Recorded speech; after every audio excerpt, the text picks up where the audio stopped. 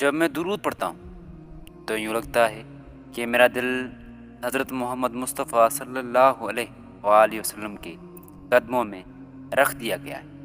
ولی میں اللہ کا نور ظاہر ہوتا ہے۔ اگر تم اہل دل ہو تو وہ نور تمہیں صاف دکھائی دے گا۔ مولانا جلال الدین رحمۃ اللہ علیہ، تمہارے دل میں ایک شمع ہے جو روشن ہونے کے لیے تیار ہے۔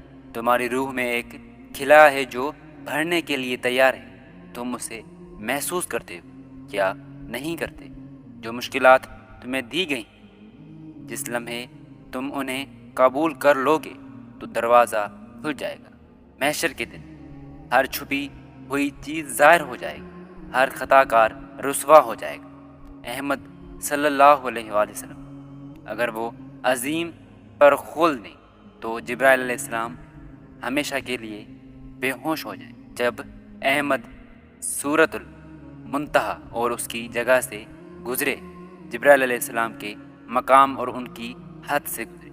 اچھی صورت دل کو متاثر کرتی ہے، جبکہ اچھی سیرت روح جیت لیتی ہے۔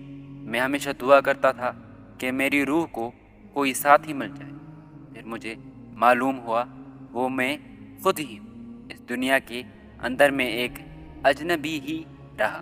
میں اس کی زبان نہ سمجھ سکا اور یہ میری خاموشی نہ سمجھ سکی۔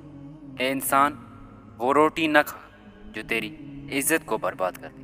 معاف کر دینا وہ خوشبو ہے جو پھول ٹوٹ جانے کے بعد بھی آتی ہے۔ آرزو ضرور کر لیکن اپنی حیثیت کے مطابق۔ گھاس کا ایک تنکا پہاڑ کا بوجھ برداشت نہیں کر سکتا۔ مولانا جلال الدین رحمۃ اللہ علیہ۔